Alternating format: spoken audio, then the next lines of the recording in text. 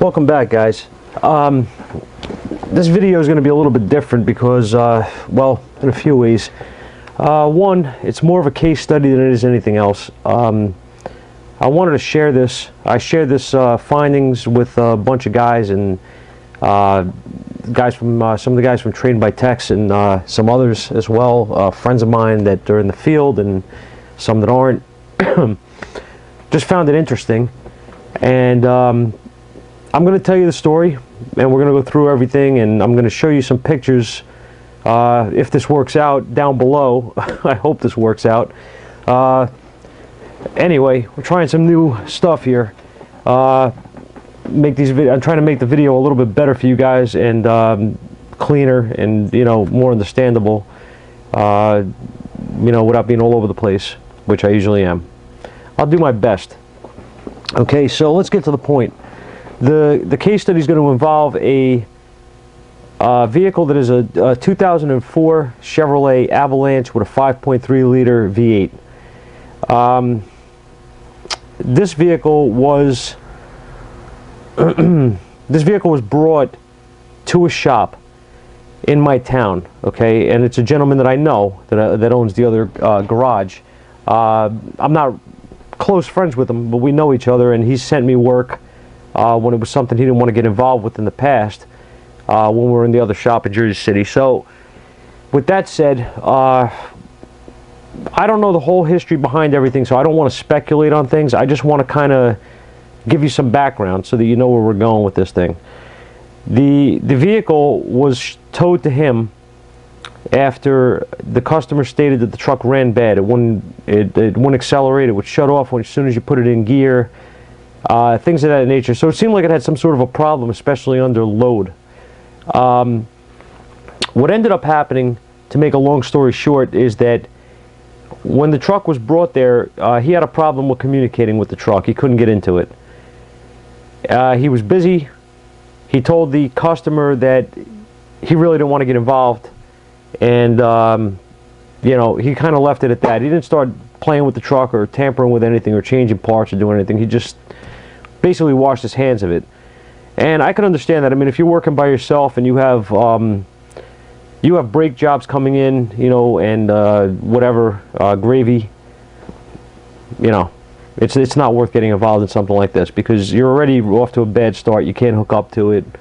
You know, it just looks like it's going to go down a bad way, especially, like I said, when you're by yourself, you're trying to pay bills. It ain't worth it.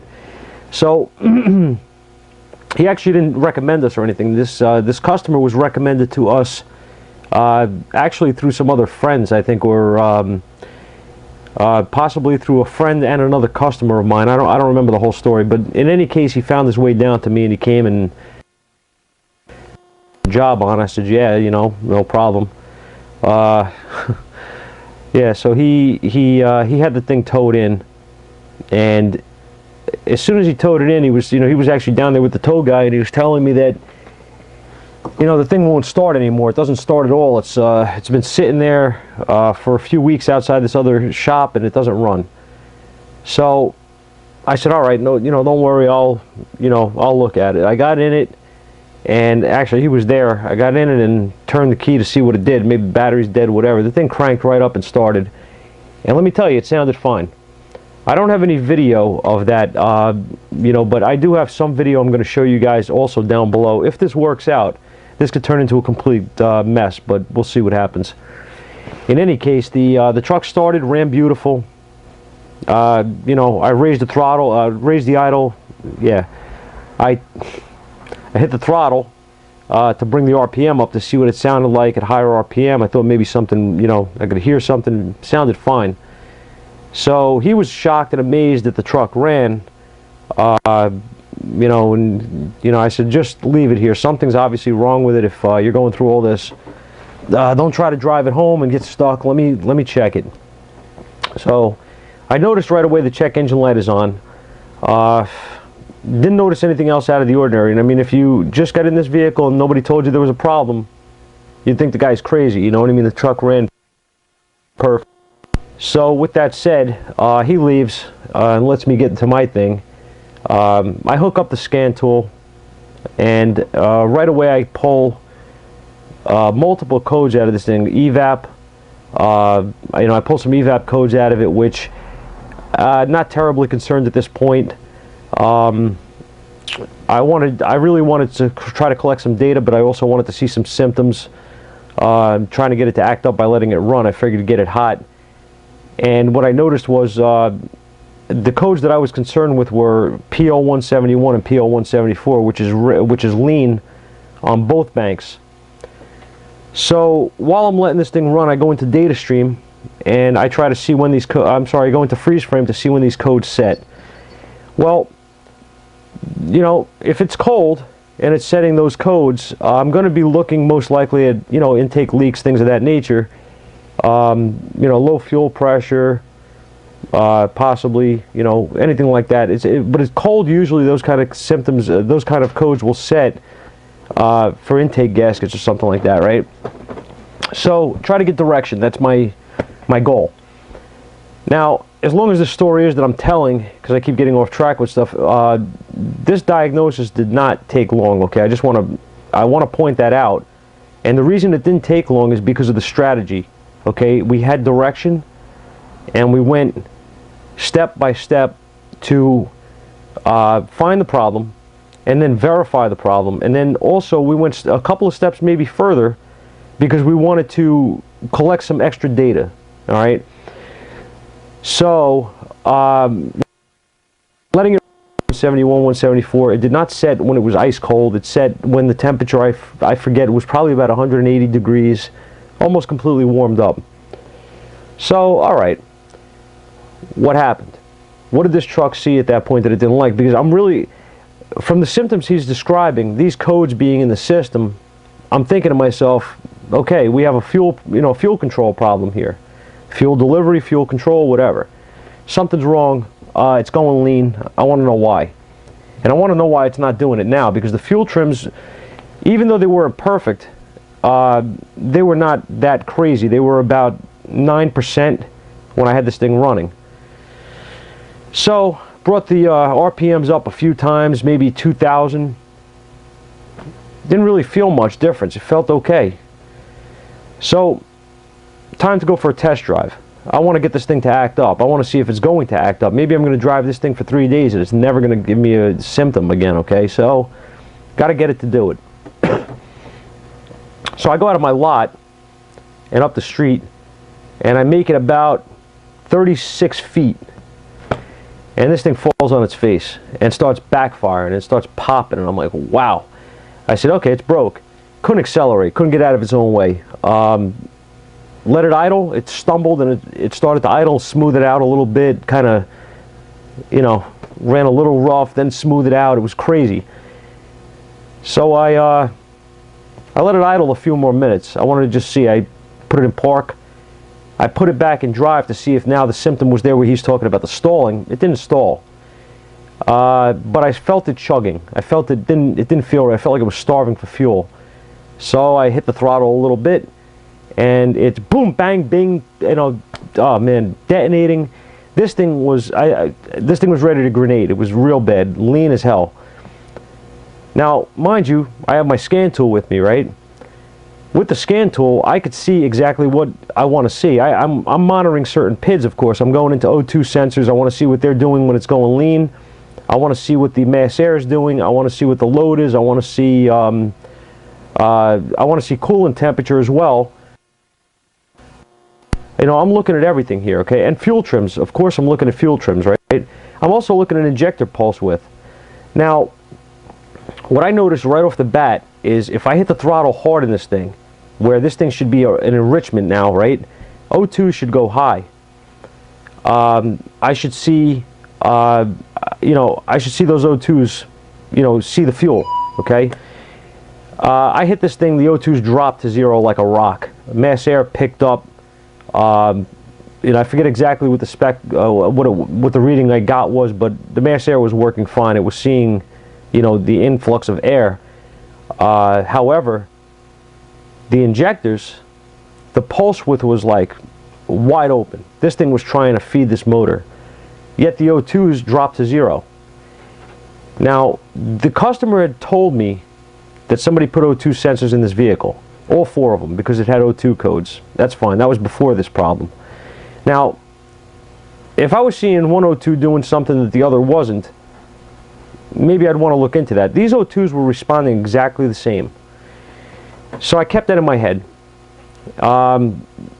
Kept track of these data PIDs, what was going on, made sure coolant, temp sensor wasn't going nuts, or TPS wasn't going nuts, or anything like that, which by these symptoms I really didn't think it was, and it wasn't. I went back to the shop. I limped back the 36 feet to the shop. My cat's eating a box. I'm sorry, guys. Shh. So I get back at Andy. So I get back in the garage, and I start to go through this thing. The first thing I wanted to do is I wanted to see if the O2s can produce the correct signal. Okay, I wanted to see if they were right or if they were lying to me. I really didn't think they were, but I just wanted to verify because I don't want to get burned with something stupid. So I sprayed intake cleaner into the intake, and the O2s did exactly what I expected them to do. The voltage went up near a volt. They have the ability to respond properly, okay? So when I hit that throttle, that's what I should have saw. I didn't. I saw the opposite. By all the data I collected, this thing was attempting to fuel this truck, fuel this engine, but it couldn't. So I'm seeing the attempt by the computer opening the pulse width on these injectors. It's trying to feed this motor, but the O2s are showing the opposite. The O2s are showing that this thing is dropping dead lean.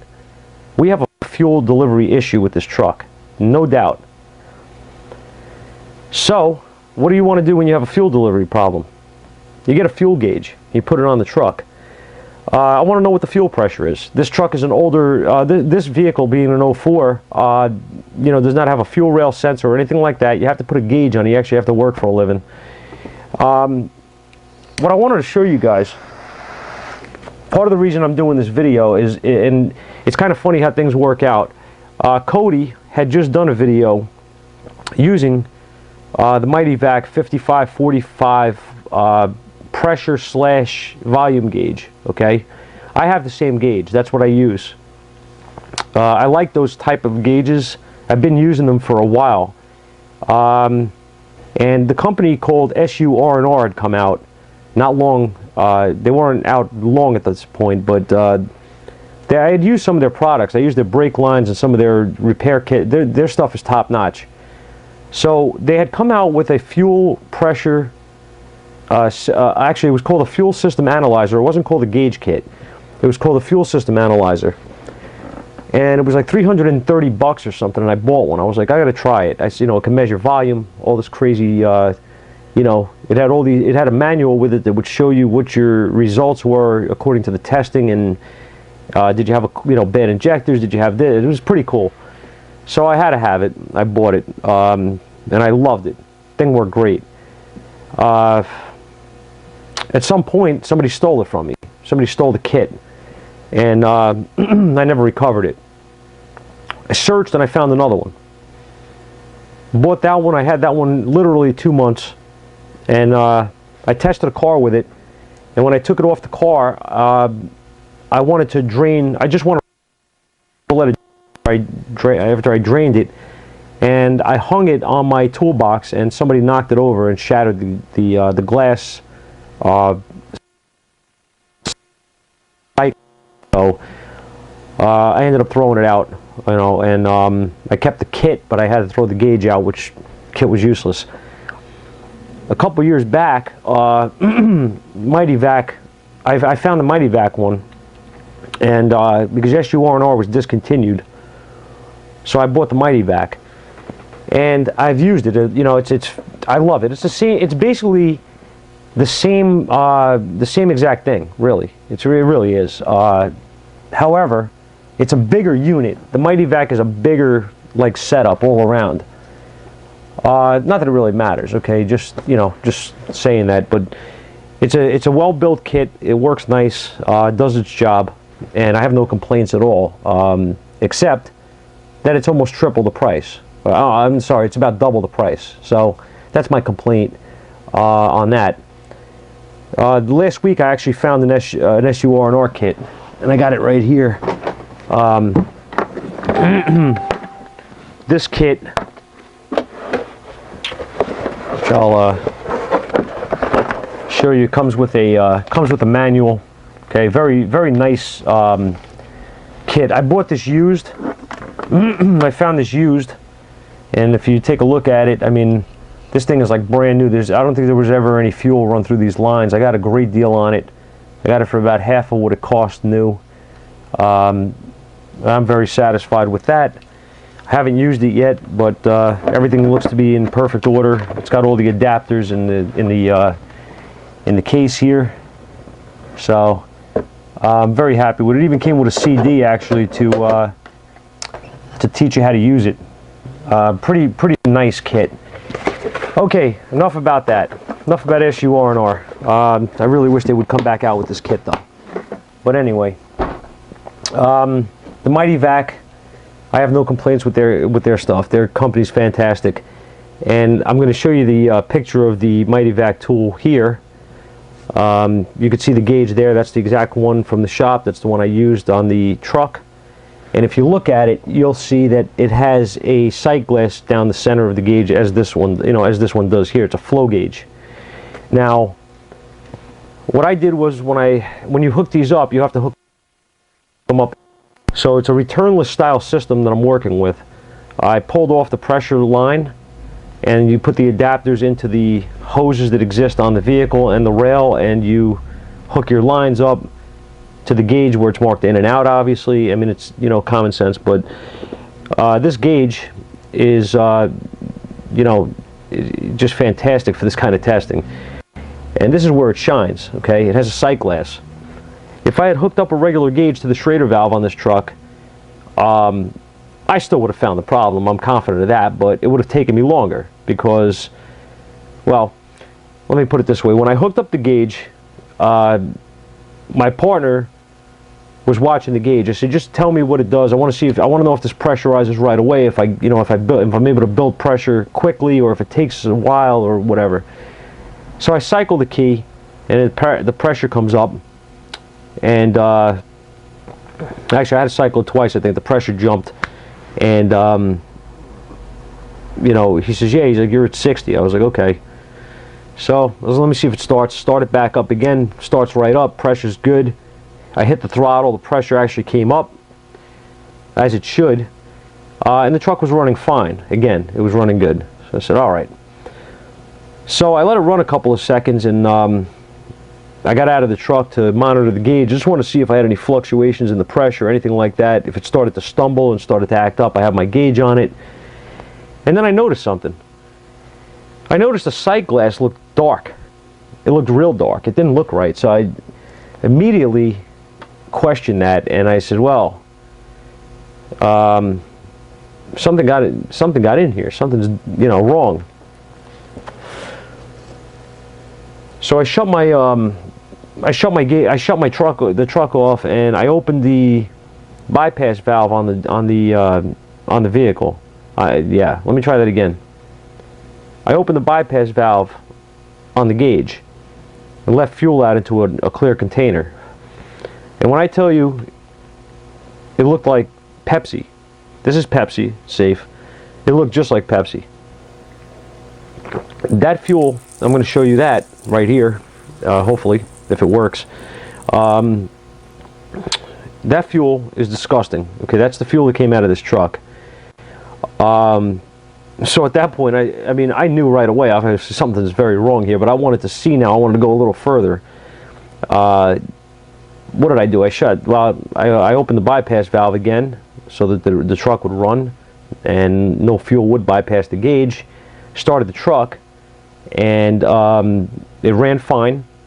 Now, the cool thing about having one of these type of gauges is you could do more than just test fuel pressure. Okay, like I said, it's a volume gauge. You could read volume. What you got to do on these is they have the valve. You need to open the valve to a specific point, and it'll show the volume in the system. Okay. Most of on this, and I didn't have a problem with the vehicle, the vehicle will keep running. Now you're running the excess gas, of course, into a container, not onto the floor. As soon as I touched that valve to start to move it, started to move it, the truck just woof, and it shut off. It just right out, died right away. So I tried a couple of times. I couldn't get any kind of real reading. I mean, I knew right off though. I mean, we obviously have a volume problem here. This thing is dead. And I'm like, man, it's amazing that it's holding pressure. It's still, I mean, it's still pushing. You know what I mean? It's got pressure, but it has no volume. So I thought this was a great opportunity to get some more data. So what I did was I grabbed my Pico, and I hooked up my Pico with an amp clamp, a low amp clamp, to the fuel. Actually, I'm sorry. I took the relay out, and I made a bypass jumper, and got my amperage reading there. Okay, so what was pretty crazy is that now this truck is running okay. All right, I don't have a problem. I could rev it up and everything in park. That's what I wanted. I wanted to see what it's doing, and I wanted to get a comparison. So now I'm monitoring data. I'm monitoring my fuel pump current, and I'm ready to go. What I notice is this. Okay, I have, if you look down below, again, if it works, I have my amperage, and it's about 10, maybe 10, 11 amps that we're pulling, okay, on this pump. The cool thing about the Pico software is that you can put cursors in, and you can measure the RPM of the pump without actually using your head. You don't have to do any math. It'll do it for you. So if you look at the RPM on this pump now, when it's working, we're at about 70 something, 7,400 or something if memory serves. Okay, so now that you have that, to act up again by, racing the throttle up, bringing it up, seeing what happens, bring the RPMs up, and finally shut, popping, and I was like, all right. So I was monitoring my data, recording that with a camera, and I was monitoring my Pico, of course. What I noticed is crazy, right? It's losing volume, obviously. We know that now. Right now we're losing volume. It's trying to feed this motor it can. It's starving for fuel. What happens to the amperage on this thing? The amperage drops to 5 amps, half of what it was before. The RPM on the pump, 2,000 RPM more. It goes up. It's up over 9,000 RPMs. So what happened? What happened was, when that pump was working and there was no problem, it was pulling fuel. It was pumping fuel. Okay? It would say, and thanks Brandon for everything. It was pulling that fuel. It was working. Okay, so you have resistance in that pump. It's been working. That's why the amperage is up. The RPM is at 7,400 or whatever it was, while it was working, because it was moving fuel. It was producing work. It was moving fuel. So the RPM was not up as high.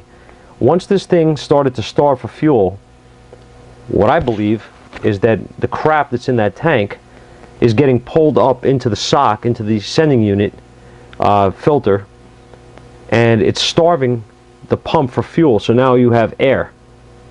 So it's all it's pulling is air. So the pump motor is able to turn faster because it's not moving any fuel. So you have lower amperage for the pump to do, and you have a higher RPM for the same reason. Alright? This is awesome. I mean, to me, this is just cool to see. You know what I mean? I was excited to see this, and right away I had to share this with Brandon. He was excited about it. He thought it was great. The findings on a couple of sites and stuff, I thought it was neat to share with other guys, and just to see this. I've seen things like this before, but I haven't gotten this deep into getting data, collecting data on it. I mean, I've had a number of cars over the years that were tampered with, and things like that. We've had the diesels that had the tank liners fall apart and contaminate the fuel. We've seen this kind of stuff. Now, I've never seen this. What I'm seeing here, I've never seen. Not with this color of this fuel, whatever it is mixed with the fuel. One of the guys that watches us here thinks that he knows what it is. He actually told me that he's seen it before. And I sent him a picture. Gerald, if you're watching, I still have to go get myself some sand, and I'm going to try this. He thinks that it's silica sand that discolored the fuel and then settled like crystals at the bottom of the glass that I saved it in. I'm going to show you.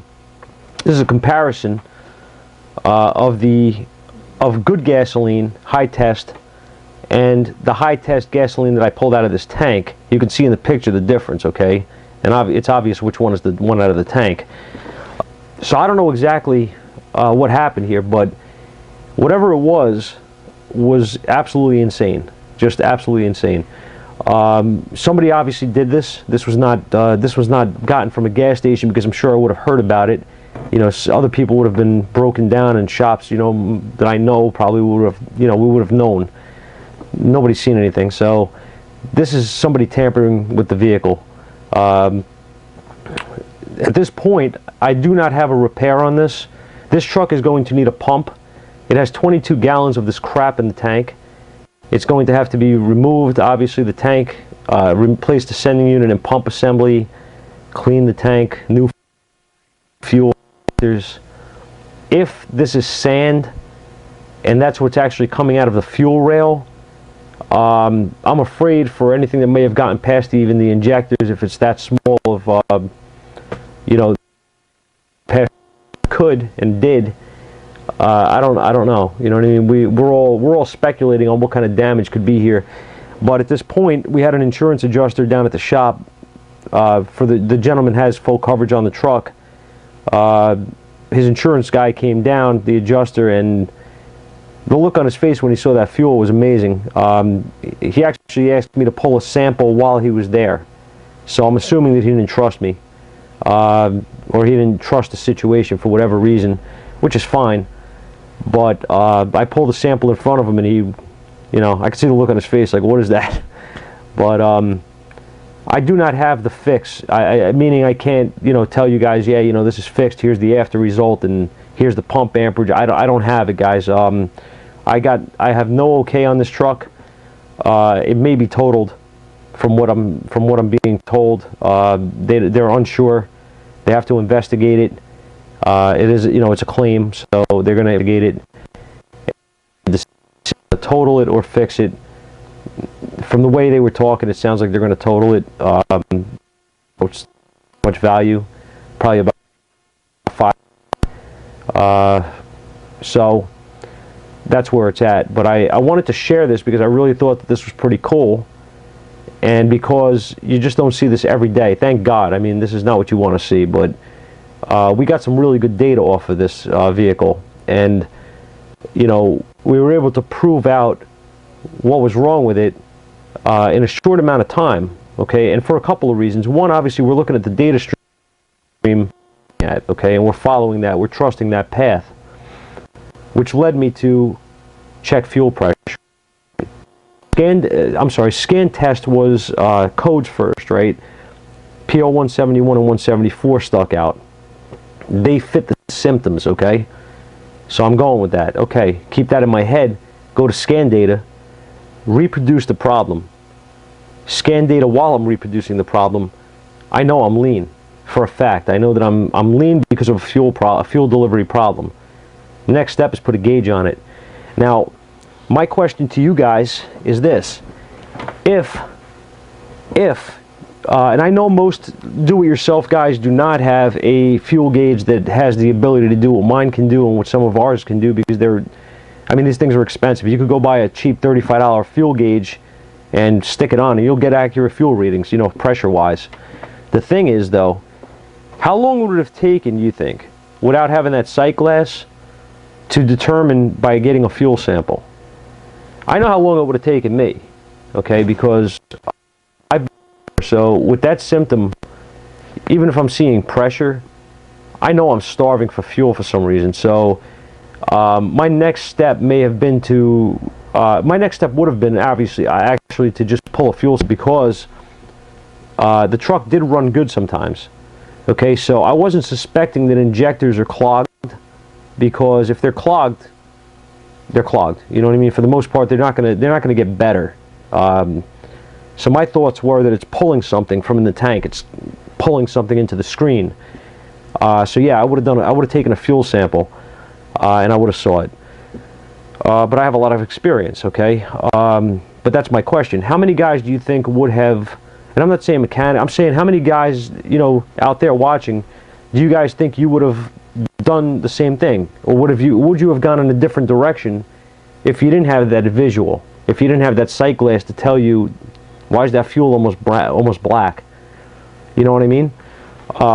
It's easy to see it, you know what I mean? If you don't see it, you're not going to see that by, you know, hitting the Schrader valve and getting fuel on you, you know what I mean? You're not going to see that. You have to collect it in a container.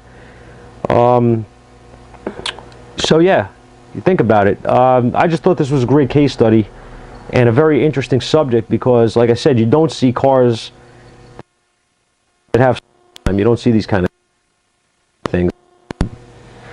Just a really interesting car, interesting situation.